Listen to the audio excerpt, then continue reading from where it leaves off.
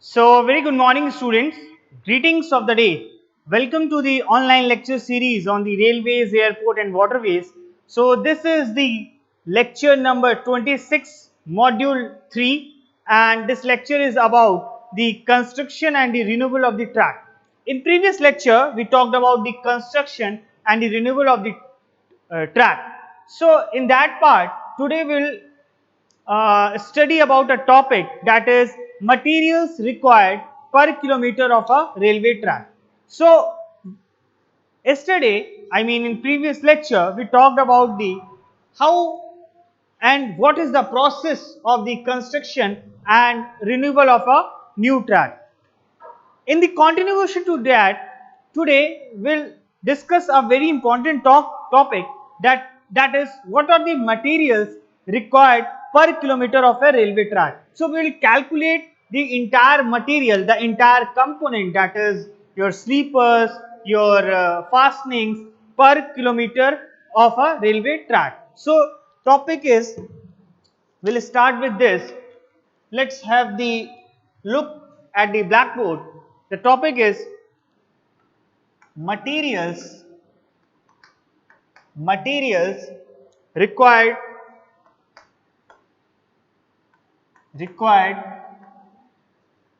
per kilometer of railway track, right? So आज का topic है how will calculate the materials required per kilometer of a railway track. तो जब भी बात होती है construction and renewal of the track की, तो उसमें सबसे इंपॉर्टेंट चीज ये है कि हाउ वी विल कैलकुलेट. जब हम दूसरी चीज का कंस्ट्रक्शन कर रहे हैं, किसी नई लाइन का कंस्ट्रक्शन कर रहे हैं, तो हमको ये भी जान लेना जरूरी है कि उसमें कितने कंपोनेंट्स, क्या क्या मटेरियल रिक्वायर्ड है. क्योंकि एक इंजीनियर, एक रेलवे इंजीनियर की सबसे बड़ी रिस्पॉन्सिबिलिटी ये होती है कि उसको जितने भी मटेरियल्स उसमें यूज होंगे पर किलोमीटर ऑफ द ट्रैक पे, उसको सफिशिएंट अमाउंट में कैलकुलेट करना. बिकॉज अगर वो ज्यादा कैलकुलेट कर लेता है तो वो अनइकोनॉमिकल हो जाएगा, और कम कैलकुलेट कर लेता है तो उसका जो डिजाइन है, जो ज्योमेट्रिक डिजाइन है, वो हिंडर हो जाएगा. राइट. सो इसकी नीड क्यों पड़ी, इसको मैं आपको बताता हूं. एक्चुअली इसको ऐसे लिखना पड़ेगा. An engineer in charge an engineer in charge an engineer in charge should work out an engineer in charge should work out the exact quantities of all the materials of all the materials required for the proposed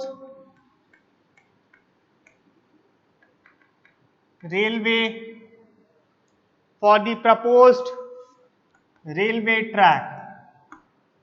Right. Because क्यों? Because the excess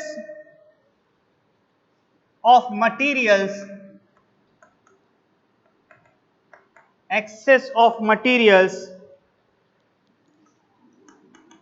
will lead to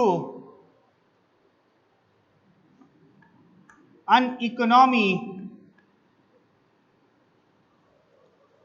and shortage of material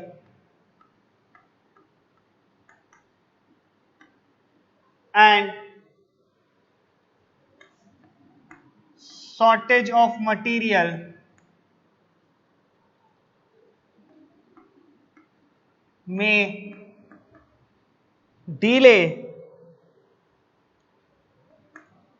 the work. The exact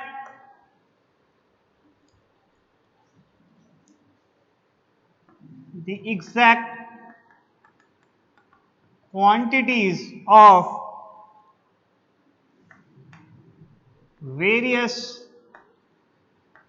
materials, the exact quantities of various materials are calculated as follows for 1 kilometer for 1 kilometer track, right. So इसकी essential क्यों है? क्योंकि जो आपका एक engineer in charge है उसको exact quantities को वर्कआउट करना इसलिए जरूरी है क्योंकि अगर मटेरियल एक्सेस में है तो वो क्या होगा, it will lead to the uneconomy. लेकिन अगर मटेरियल का शॉर्टेज है तो it may delay the work, right. So the exact quantities of the materials has to be worked out by a engineer while proposing a new railway track, right। और इसको हम workout कैसे करते हैं, मैं स्टेप बाय स्टेप आपको दिखाता हूं कि कैसे वर्कआउट किया जाता है। तो सबसे पहला स्टेप होता है, सबसे पहले स्टेप में हम जाते हैं, सबसे पहला स्टेप जो है वो है रेल से रिलेटेड। तो सबसे ए पार्ट जो है वो है रेल्स। अब हम रेल्स को कैसे कैलकुलेट करते हैं, ठीक है, रेल्स में और क्या क्या कैलकुलेट करते हैं। तो पहली चीज है रेल्स, तो number of the rails per kilometre. इसमें पहला पार्ट है number of rails per kilometre. कैसे होगा, ये हो जाएगा आपका 1000 by length of rail, length of rail in metre into 2, right. Broad gauge के केस में अगर हम ब्रॉड गेज की बात करें, फॉर दी ब्रॉड गेज हमारा रेल लेंथ कितना होता है, रेल लेंथ होता है 12.8 मीटर। रेल लेंथ कितना होता है, 12.8 मीटर। तो number of the rails, number of rails per kilometre कितना हो जाएगा, 1000 by length 12.8 into 2 equals to 156.2 equals to 157। तो इसको कह सकते हो 157 सी, ठीक है। तो ये है पहला कंपोनेंट रेल्स में। सबसे पहला चीज पहले हम निकाल रहे हैं रेल्स, तो रेल्स में हमें दो चीज निकालनी होगी, क्या, number of the rails per kilometre. वो कैसे निकालेंगे, वो निकालेंगे 1000 upon length of the rail in metre into 2। और ब्रॉड गेज के केस में लेंथ का रेल लेंथ होता है 12.8 मीटर, राइट। तो हमने इसको कितना निकाला, 157, इसको अप्रोक्सीमेट कर दिया 156.2 को, जिसको हम 157। अब रेल्स में दूसरा जो पार्ट है वो क्या निकालेंगे, वो निकालेंगे weight of the rails, weight of rails in tons per kilometre, ठीक है। ये कैसे निकालेंगे, ये निकालेंगे equals to number of rails into length of rail, length of rail in metre into weight of rail, weight of rail in kg per meter divided by 1000, ठीक है। अगर हम से फॉर 90, से for laying 90 R type rail of broad gauge, right. So weight कितना हो जाएगा, वो हो जाएगा 44.7 kg पर मीटर, राइट। तो weight of the rails, weight of the rails per kilometre वो कितना हो जाएगा, वो हो जाएगा 157 इंटू 12.8 इंटू 44.7 अपॉन 1000, और ये कितना हो गया 90 मेट्रिक टन्स। तो माय डियर स्टूडेंट्स, अगर हमें किसी भी प्रपोज्ड रेलवे लाइन के लिए नंबर ऑफ द रेल्स निकालना है, तो पहला सेक्शन ये होता है, सबसे पहले हम क्या कैलकुलेट करते हैं, रेल्स। उसमें दो पार्ट हमें कैलकुलेट करना होता है। पहला पार्ट होता है number of the rails per kilometre, और दूसरा पार्ट होता है आपका weight of the rails in tons per kilometre. तो number of the rails per kilometre निकालने के लिए जो हम फॉर्मूला यूज करेंगे वो है 1000 upon length of the rail in metre into 2। For broad gauge के लिए कितना होता है रेल लेंथ, 12.8 मीटर। तो number of the rails per kilometre कितना हो गया, 1000 by 12.8 into 2, that will be equal to 156.2 equal to 157, ठीक है। Weight of the rails in tons per kilometre वो कैसे निकालेंगे, number of the rails into length of the rail in metre into weight of the rail in kg per metre by 1000, ठीक है। Just suppose हमारे पास 90 R type का rail है broad gauge के लिए, तो वेट कितना हो जाएगा 44.7 केजी पर मीटर, राइट। और wait of the rails per kilometre क्या होगा, 157 इंटू 12.8 इंटू 44.7 बाई 1000, कितना हो गया 90 मीट्रिक टन। तो जो रेल्स की रिक्वायर्ड है पर किलोमीटर वो कितनी है 157, और जो वेट ऑफ द रेल्स होनी चाहिए पर किलोमीटर टन्स में वो होनी चाहिए 90 मीट्रिक टन। इसका मतलब कि अगर हम एक ब्रॉड गेज हमको ले करना है, एक नया कंस्ट्रक्शन कर रहे हैं, एक प्रपोज्ड लाइन है, तो पर किलोमीटर के हिसाब से हमको कितनी रेल चाहिए, पर किलोमीटर के हिसाब से हमको 157 रेल चाहिए, राइट। और उस पर्टिकुलर रेल का वेट कितना होगा पर किलोमीटर के हिसाब से 90 मेट्रिक टन, राइट। उस 157 का वेट कितना हो गया 90 metric ton. Please note it down so that I can proceed for the second component.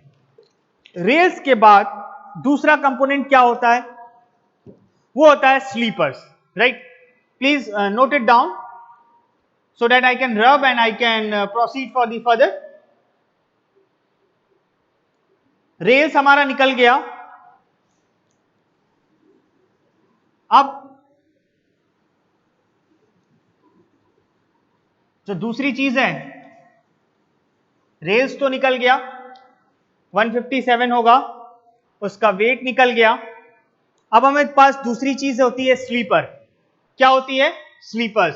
तो बी पार्ट क्या होता है, वो है स्लीपर्स। ये कैसे निकाला जाएगा, number of sleepers per kilometre equals to 1/2 into number of rails per kilometre into m+x, where m equals to length of rail in meter and x equals to density factor, right। तो ये कैसे होगा, sleeper density कितना हो गया, sleeper density equals to m+x x, x क्या है आपका, x is your density factor is any number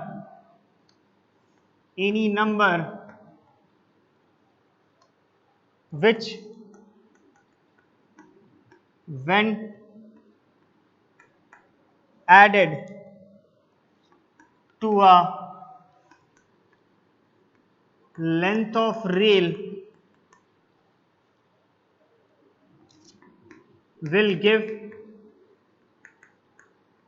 sleeper density. In India,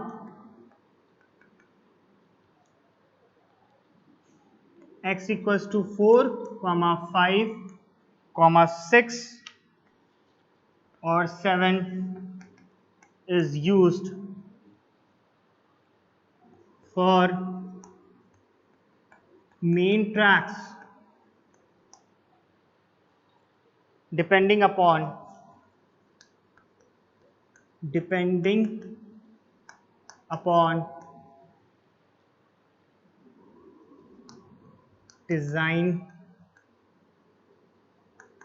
requirement.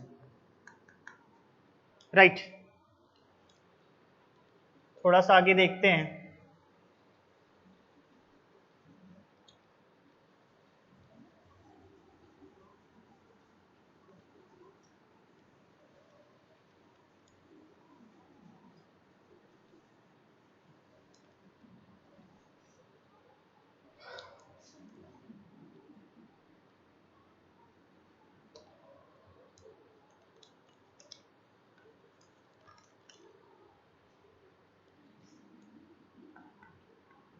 For broad gauge 12.8 meter rail length and x equals to 4 number of sleepers per kilometer 157 by 2 into 12.8 plus 4 equals to 1319 sleepers. Right. So how we'll calculate the number of sleepers? Number of the sleepers per kilometer equals to half into number of the rails per kilometer into m plus x, where m is the length of rail in meter and x is your density factor. ये sleeper density की बात हो गई, that is equals to m plus x. x जो है आपका density factor है वो ऐसा नंबर है when added to the length of the rail it will give the sleeper density. और in India x equals to 4, 5, 6 और 7 is used for the main track depending upon the design requirement. तो broad gauge के लिए 12.8 rail length के लिए x की value क्या हो गई 4. तो number of the sleepers per kilometre हो गया 157 by 2 into 12.8 plus 4 and it is equals to 1319 sleepers. Right. तीसरी चीज क्या है, अब हमारे पास क्या निकालना होगा, फिश प्लेट्स. अब हमको क्या निकालना होगा, फिश प्लेट. फिश प्लेट कैसे निकालेंगे, number of fish plates per kilometre of track equals to 2 into number of rails, 2 into number of the rails per kilometer, that is 2 fish plate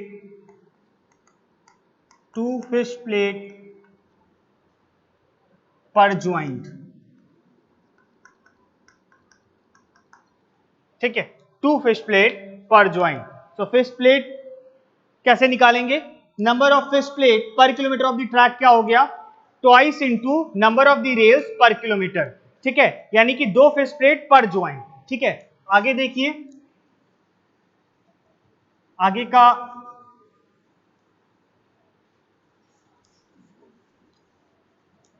fish plates,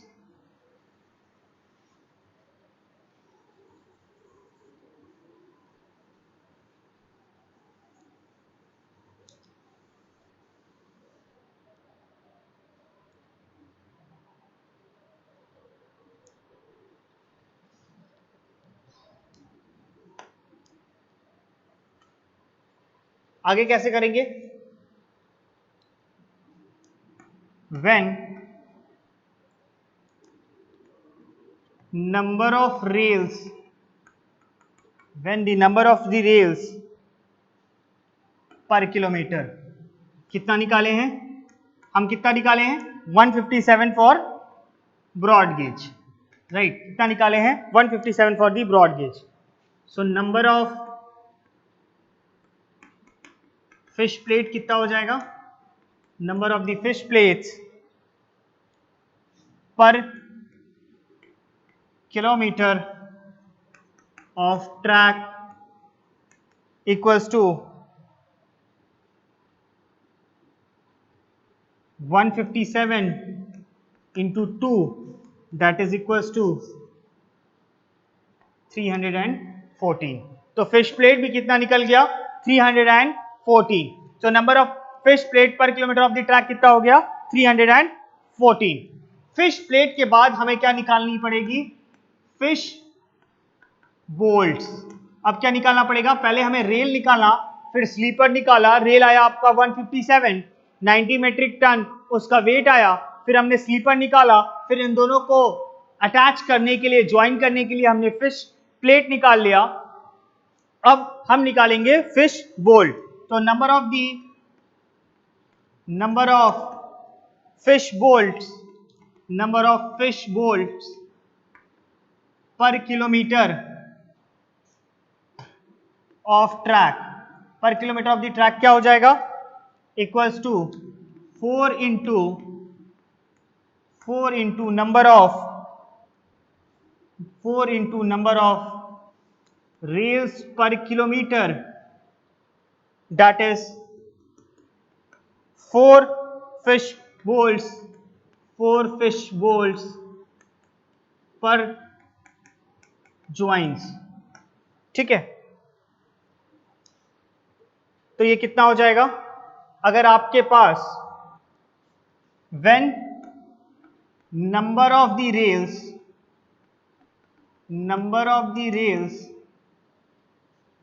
per kilometre equals to 157, अगर 157 है broad gauge के case में, तो bolt कितना हो जाएगा? 4 into 157 हो जाएगा, that will equals to 628, right? उसके बाद फिश बोल्ट निकाल लिया, फिश प्लेट निकाल लिया, जो पांचवा कंपोनेंट है उसको हम कहते हैं बियरिंग प्लेट्स। उसको क्या कहते हैं? Bearing plates. अब उसे कैसे निकालेंगे? तो जो पांचवा कंपोनेंट है वो है बियरिंग प्लेट्स। देखो बियरिंग प्लेट्स, सबसे पहले रेल्स निकालोगे, रेल्स जब निकल के आ जाएंगी तो स्लीपर्स निकालोगे, उसके बाद फिश प्लेट्स निकालोगे, देन फिश बोल्ट निकालोगे, वो सब पर किलोमीटर के हिसाब से निकालेंगे। उसके बाद लास्ट कंपोनेंट है बियरिंग प्लेट्स। तो बियरिंग प्लेट्स हम कैसे निकालेंगे? Number of plates per kilometre of track depends upon design,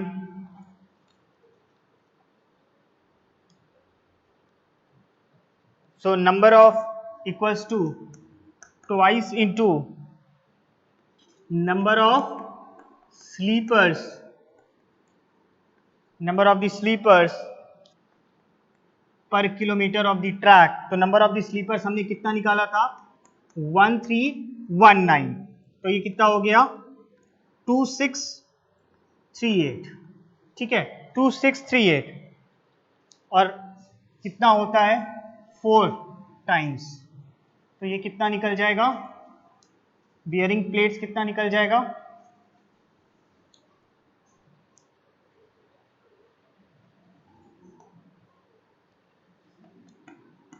4 into number of rails per kilometer of track,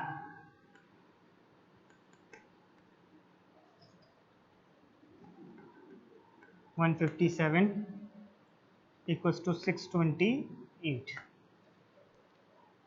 right. और एक चीज और निकालेंगे, वो है आपका डॉग स्पाइक्स। डॉग स्पाइक्स कैसे निकालेंगे, ये हम निकालेंगे फॉर यूज विथ, अगर हमारे पास टिम्बर स्लीपर्स हैं तो उस केस में हम डॉग स्पाइक यूज करते हैं। और ये कैसे निकालेंगे, number of dog spikes per kilometre of the track,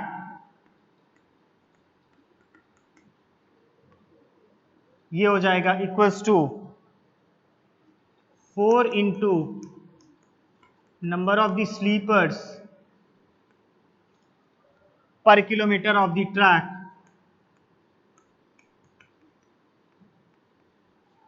ये हो गया 4 इंटू 1319, तो पर किलोमीटर कितने स्पाइक्स यूज होंगे, 5276, दैट्स ऑल। ये है आपके नंबर ऑफ द कंपोनेंट निकालने के।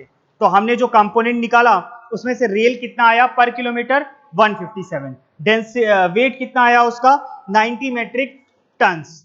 फिर हमने स्लीपर्स कैलकुलेट किया, वो कितना आया पर रेल लेंथ, वो आया आपका पर किलोमीटर 1319 स्लीपर।